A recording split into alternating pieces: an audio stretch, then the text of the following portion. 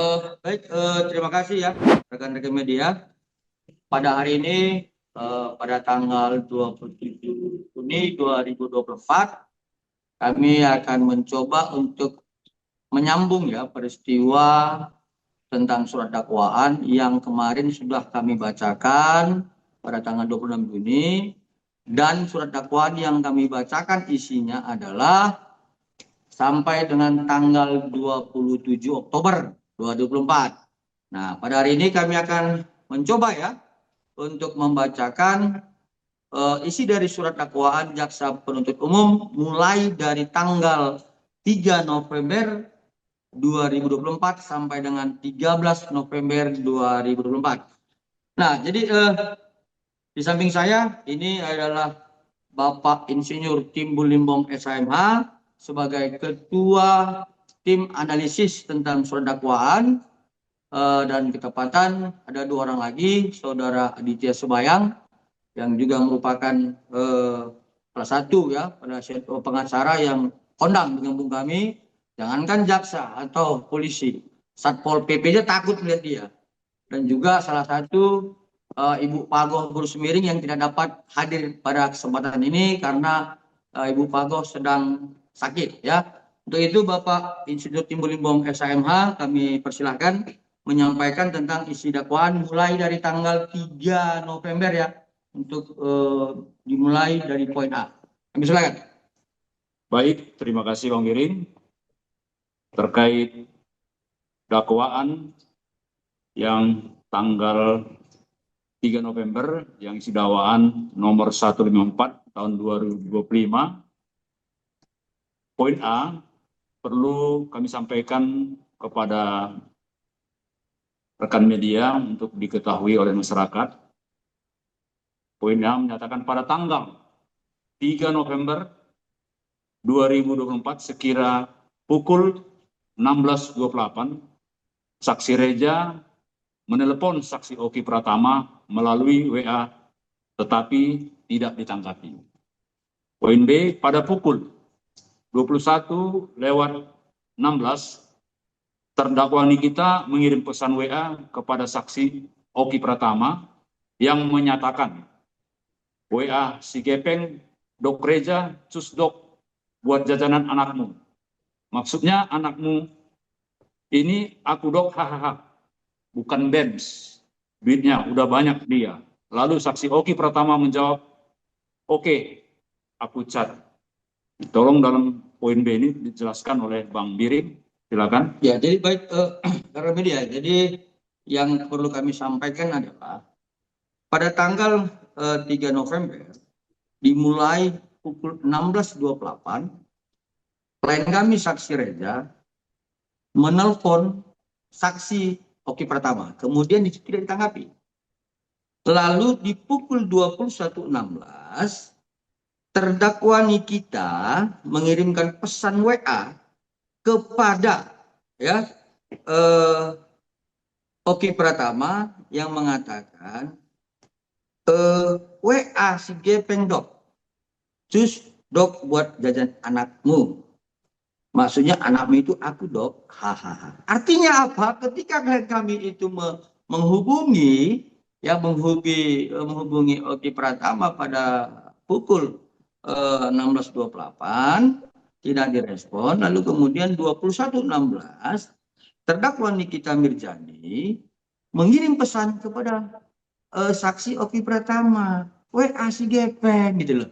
Nah ini kan niatnya kan sebenarnya terdakwa Nikita yang mencoba mengingatkan Oki Pratama untuk menghubungi atau memberikan pesan kepada klien kami Reja Gladys ya, seperti itu.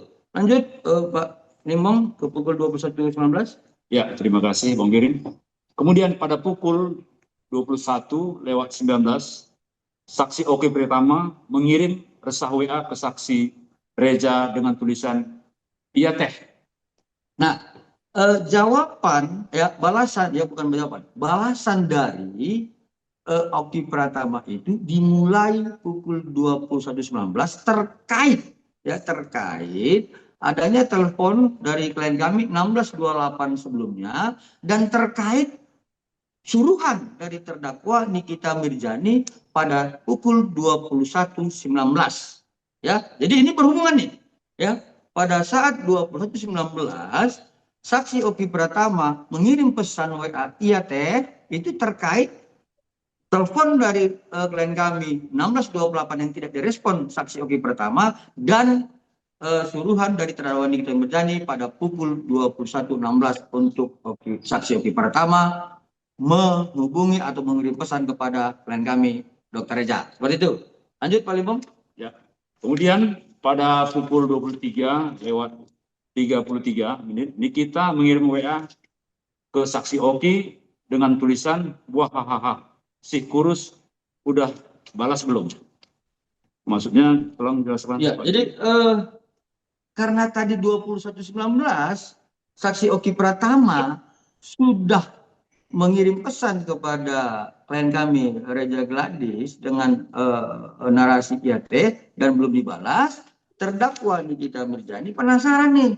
Kalaupun dibalas-balas, akhirnya terdakwa Nikita Mirzani mengirim pesan kepada Oki Pratama mengatakan si kurus udah balas belum? Nah, ini kan sebenarnya kembali terdakwa Nikita Mirzani terus mendorong Oki Pratama untuk meminta respon dari klien kami Reza Gladys, ya, tapi klien kami tidak merespon. Ya, silakan. Baik. Pada pukul 23:35 Oki Pratama mengirimkan tangkapan layar percakapan WA antara Oki dengan Reza dengan tulisan nggak balas. Menjelaskan lagi, Bang Ya, Giri. artinya di situ menjelaskan bahwa percakapan Oki Pratama dengan klien kami Dr. Reza itu di screenshot kemudian dikirim kepada terdakwa Nikita Mirzani dengan pesan gak balas, artinya klien kami tidak merespon, ya, seperti itu, ya. Lanjut, Pak Limbong. Ya, kemudian pada 13 November 2024 ini kan ada jarak itu antara 3 November sampai dengan 13 sampai 10 hari tidak ada jawaban. Kemudian setelah berjalan waktu pada 13 November 2024 sekira pukul 19.57 saksi Dr. Oki Pratama mengirimkan tangkapan layar percakapan antara Oki dengan Reza, memuat percakapan saksi Reza mengajak untuk bertemu di rumah Oki kepada terdakwa Nikita.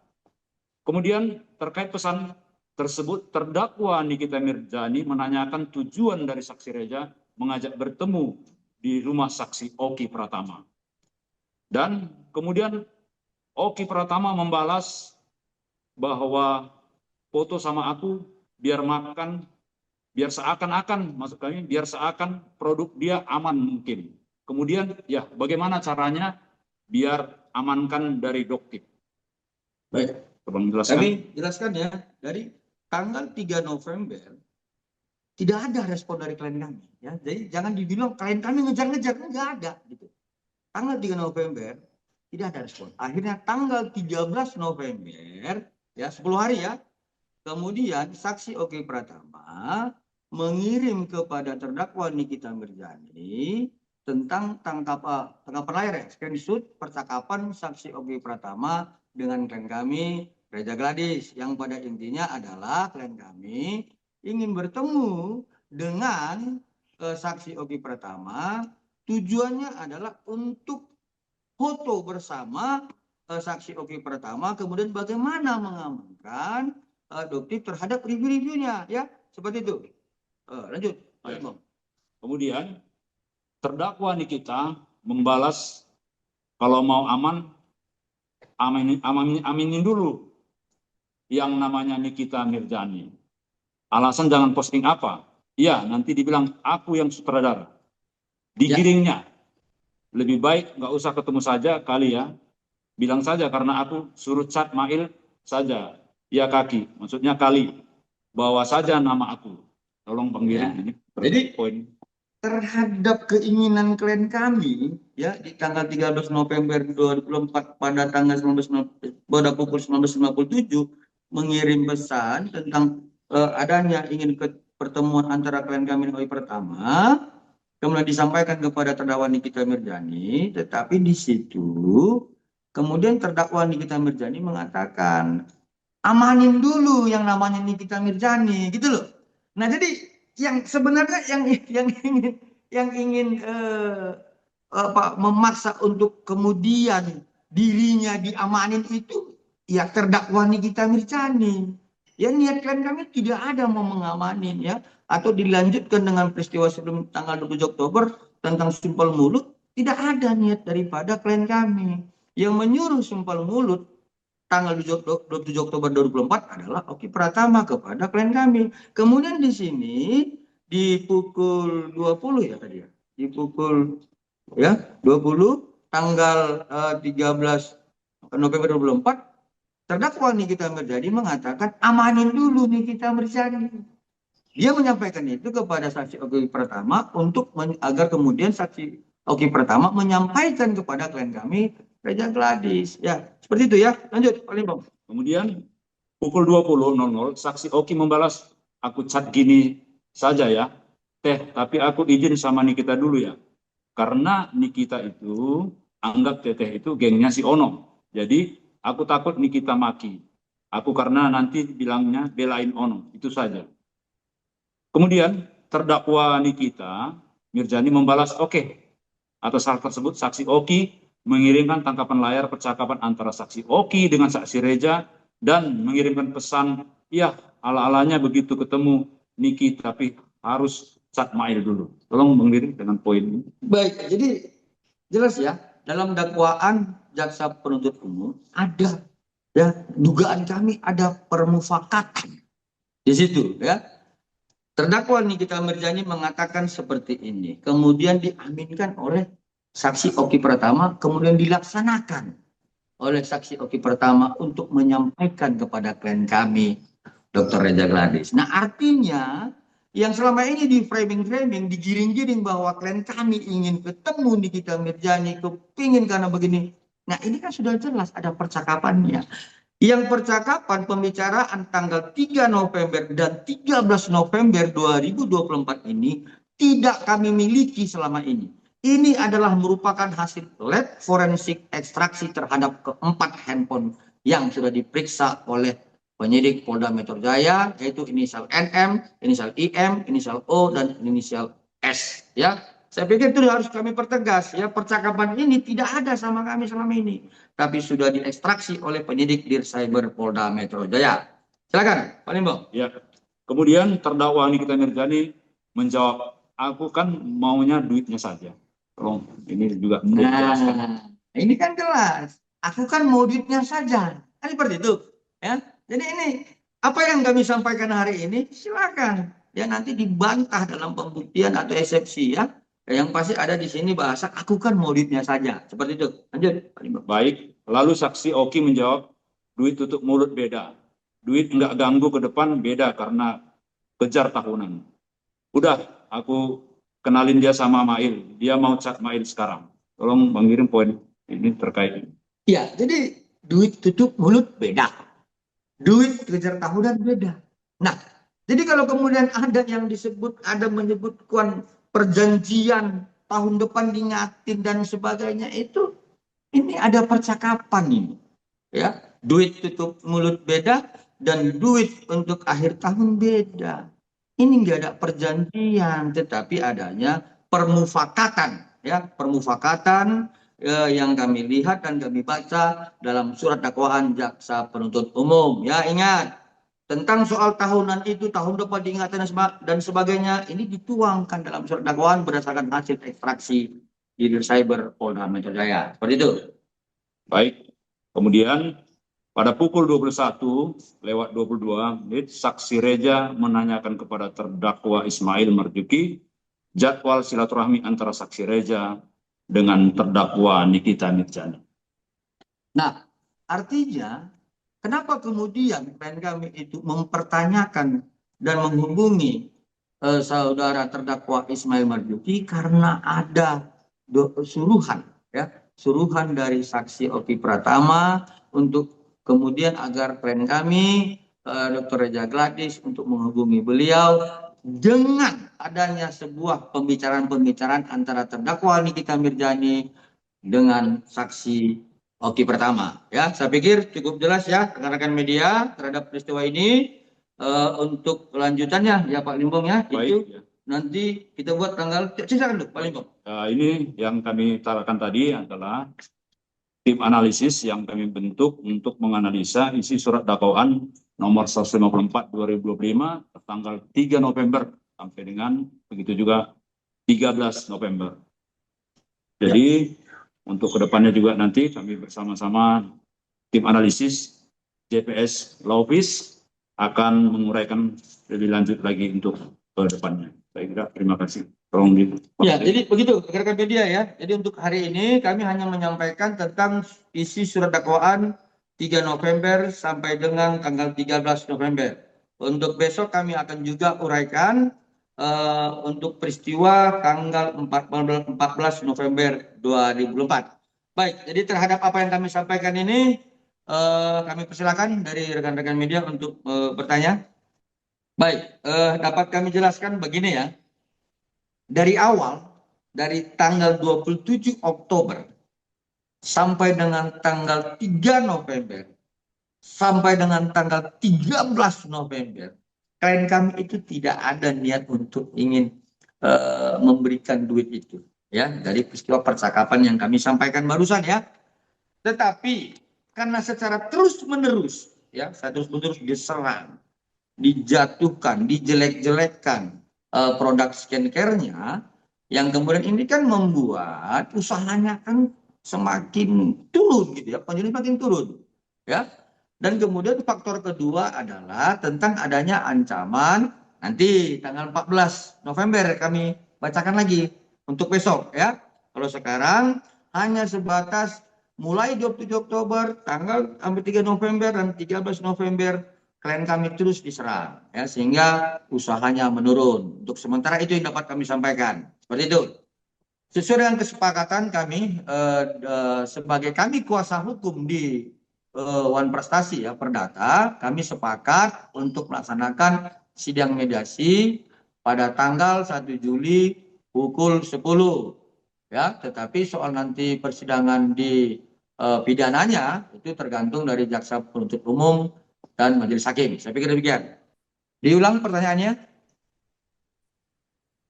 Untuk sidang berikutnya nih, Dr. Reza sendiri akan dihadirkan atau bagaimana, Pak? Ya, jadi sebagaimana apa yang kami sampaikan pada sidang sebelumnya, kami akan menghadirkan klien kami sebagai prinsipal, sebagaimana ketentuan peraturan Mahkamah Agung nomor 1 tahun 2016 di pasal 6 ya. Dan itu juga tergantung apa yang menjadi keputusan dari hakim mediator seperti itu. Tapi kami sudah menyampaikan kepada klien kami untuk dapat hadir pada tanggal 1 Juli nanti. Seperti itu. Baik. Jadi begini, saya tidak mau mengomentari Bang Fahmi. Ya, beliau adalah senior saya, beliau adalah rekan sejawat saya, dan kami sesama advokat harus saling menghormati. Tetapi pertanyaan teman-teman media ini saya akan jawab, tetapi khusus untuk anak mahasiswa Fakultas Hukum semester 5 dan semester 6. Ya ingat ya, saya tidak mau komentari Bang Fahmi. Saya hanya sedikit memberikan kuliah kepada mahasiswa semester 5, 9, semester 6 Fakultas Hukum se-Indonesia. Mudah-mudahan nanti ada universitas yang meminta saya menjadi dosen. Seperti itu ya. Begini. Kemarin saya beli lagi ya. Saya katakan kan KUHP dan KUHAP KUH Perdata baru. Tunjukin ya. Nah, yang masih kemarin ini. Lalu saya akan sampaikan di bab 23. Ya, saya sampaikan 23. Ini bab 23 ini tentang soal, oh bukan, balik tadi bab 24. Ya, bab 23 ini. Kembali, salah saya. Nanti saya diprotes lagi. Ya, bab 23. Di sini disebutkan pemerasan dan pengancaman. Ada pasal 368 dan pasal 39. Ini untuk adik-adik mahasiswa ya. Kemudian saya kasih contoh. Ini contoh ya, adik-adik mahasiswa semester 5 dan semester 6. Ada di bab 24 Ini namanya penggelapan. Ini contoh ya. Nah, penggelapan ini ada beberapa pasal yang mengatur penggelapan, yaitu di pasal 372, di pasal 374, dan 375. Nah, di pasal 372 ini, penggelapannya itu terjadi ketika seseorang itu barang siapa sesuatu yang dulunya sebagai adalah gimana, tetapi yang ada dalam kekuasaannya, ada seseorang itu dalam kekuasaan dengan tidak ada niat jahat, ya, menguasai barang itu tapi dengan tidak niat jahat. Itu 372. Kemudian di 374, penggelapan itu karena ada hubungan kerja. Kemudian di pasal 375, penggelapan itu karena adanya pengampuan dan kemudian pengurusan dan sebagainya. Nah, penggelapan itu adik-adik mahasiswa semester 5 dan semester 6 di bab 24 ada 3 pasal, 372, 374, dan 375. Kemudian kalau saya kembalikan lagi tentang pemerasan dan pengancaman itu 2 pasal, ya. 1368, 1369, ya. Jadi kalau 368 itu pemerasan pengancamannya dengan kekerasan. Kalau 369 itu dengan lisan dan verbal. Ya saya bacakan pasal 369. Barang siapa dengan maksud untuk menguntungkan diri sendiri atau orang lain secara melawan hukum dengan ancaman pencemaran baik dengan lisan maupun tulisan. Saya ulangi ya. Baik dengan ancaman pencemaran baik dengan lisan maupun tulisan. Bukan dengan ancaman pencemaran nama baik. Beda adik-adik mahasiswa ya. Jadi 369 itu adalah dengan ancaman pencemaran baik dengan lisan maupun tulisan. Bukan pencemaran nama baik. Ya, jadi setiap bab itu ada beberapa pasal yang mengatur dalam KUHP. Ya seperti itu. Jadi nggak boleh juga kita bilang ada di mahasiswa 369 itu bukan pemerasan, ya seperti itu. Dan kemudian yang perlu saya sampaikan bahwa tentang perubahan, ya perubahan dari persangkaan 368 menjadi dakwaan 369 ada asas hukumnya, ya ada istilah hukum namanya dominus litis, ya. Dominus litis ini ada maksudnya begini, pengendali perkara, penguasa perkara. Siapa di situ pengendali dan penguasa perkara? Jaksa penuntut umum. Ada dasar hukumnya, yaitu putusan Mahkamah Konstitusi, ya saya bacakan, nomor 55 tahun 2013 dan pasal 139 KUHP. Ya satu lagi Undang-Undang nomor 11 tahun 2021 tentang perubahan Undang-Undang nomor 16 tahun 2004. Ya, jadi dominus litis ini kan adalah kekuasaan pengendali dari jaksa. Kalau dia tidak melihat ada unsur kekerasan yang di dalam laporan dibuat oleh klien kami, tetapi dia hanya melihat ada pemerasan, tetapi dengan cara lisan, maka dia tempatkan pasal 369. Bukan berarti itu salah, ya. Jadi saya pikir perubahan dari 368 menjadi 369 ini bukan hal yang luar biasa. Ini yang sangat-sangat wajar, ya. Misalnya perubahan tadi 372, 374 dan seterusnya, ini kan juga tentang penggelapan, ya. Itu hal yang sama tapi dengan perbuatan yang berbeda. Kalau 368 pengancamannya dengan kekerasan, 369 itu pengancamannya dengan lisan, ya. Bukan pencemaran nama baik, maksudnya pencemaran baik lisan dan tulisan, seperti itu. Jadi nggak ada yang salah, ya saya pikir demikian. Ya, jadi terhadap itu dari awal kami menganggap itu wajar, ya. Dan kemudian kalau membuat kejutan, ya saya pikir nantilah pada saat ulang tahun Dr. Reza, jangan di dalam eksepsi itu kalau buat kejutan pecah-pecah balon, buat mercon, nanti kan majelis hakim marah seperti itu.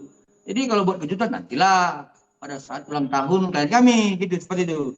Tapi kalau kemudian membaca eksepsi dengan sendiri itu hal yang wajar, dan itu memang kami beberapa kali juga sudah pernah seperti itu kepada klien kami ketika dalam dia tersangka dan terdakwa, kami suruh juga baca. Saya pikir itu hal yang wajar, ya seperti itu.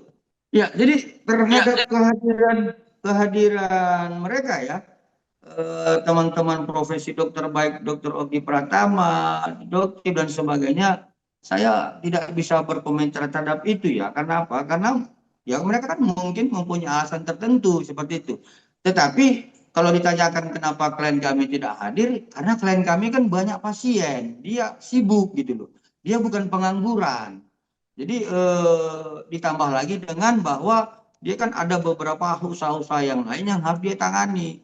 Dan yang paling utama, pada saat pembacaan dakwaan, klien kami tidak perlu hadir. Itu alasannya dua ini. Pertama, klien kami itu orang yang sangat sibuk dalam profesinya sebagai dokter dan mengendalikan usahanya, dan dia sibuk ya, bukan pengangguran ya, dan tidak mau ya julid sana sini, enggak, bukan begitu.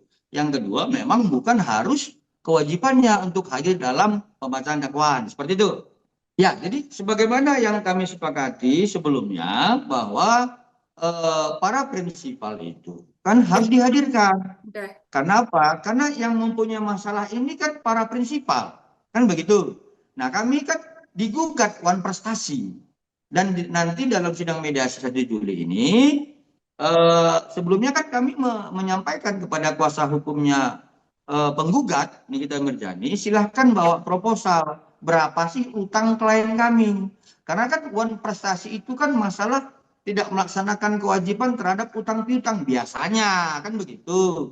Jadi mana tahu nanti kuasa hukum dari Nikita Mirjani sebagai penggugat dapat menguraikan dalam proposal itu berapa utang klien kami terhadap bunga-bunganya, berapa kali klien kami belum bayar angsuran, berapa kali dia tidak bayar bunganya. Nanti kalau udah benar, ya pasti dong kami membayar itu.